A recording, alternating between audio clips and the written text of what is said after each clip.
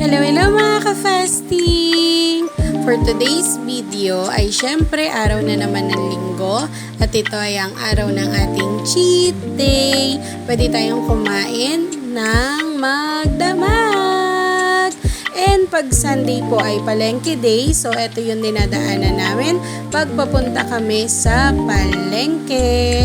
And syempre po pag palengke day ay sasabay tayo ng pamilya dahil mas maraming pong mga paninda sa palengke pag palengke day.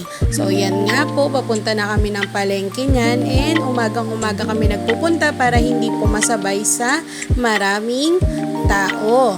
So yan po yung itsura naman ng kulos, yung tawag po nila dito. Yan po yung daluyan ng tubig galing po sa ibabaw ng bundok. So sabi po nila, yan po ay dire-diretsong umaagos din papunta sa mga dagat dito sa Pangasinan. So yan po ay nasa may bandang gilid lang ng bahay na tinitiran namin ngayon. So yan po yung pamangking kong si Matmat. And syempre bantay-bantay lang po siya kasama ang kanyang magandang tita, Charis. So yan nga po yung kulos. Then ang ganap lang po niyan, pag ganyan po ang kulay, ibig sabihin ay hindi po maulan sa bundok. Pero pag maulan po, yan po ay nagkukulay brown. Kasi marumi, ibig sabihin galing po sa bundok. Then ito naman po yung time or yung video na bagong panganak po yung aming mama dog na isa, si Nene.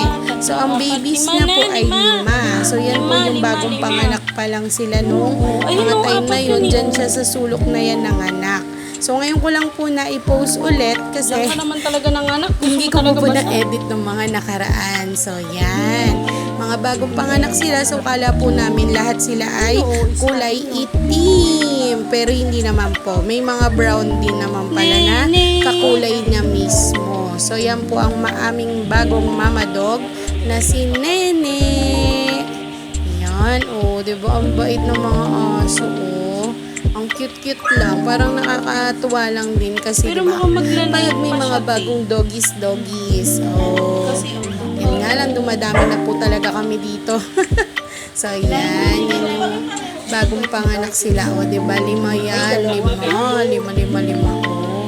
Yan, tinuturo-turo ko pa siya kasi nagdadalawang isip pa po kami na hawakan kasi first time lang na nanganak siya na nandito kami. Yung unang panganak niya kasi parang bumiyahe po ata kami ng mga time na yun. So ngayon kasi nasaktuhan namin yung panganak niya.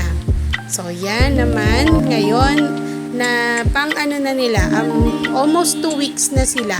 Yan, nilipat na po sila sa may kulungan and then dahil mabait yung kanilang mama dog, everyday pa rin silang pinupuntahan ni Mother Nene. Yan, ang aming doggy. Pinupuntahan niya po yan everyday, every night. Bantay sarado niya pa rin yung mga babies niya. So yan na po yung mga kulay nila, diba?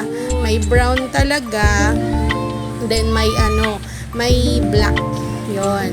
So ano po pala sila, bali 6 po yung naging baby niya. So bukas po baka mapakita ko yung iba para ma-share ko rin po kung ilan yung mga babae at ilan yung mga lalaki sa mga babies niya.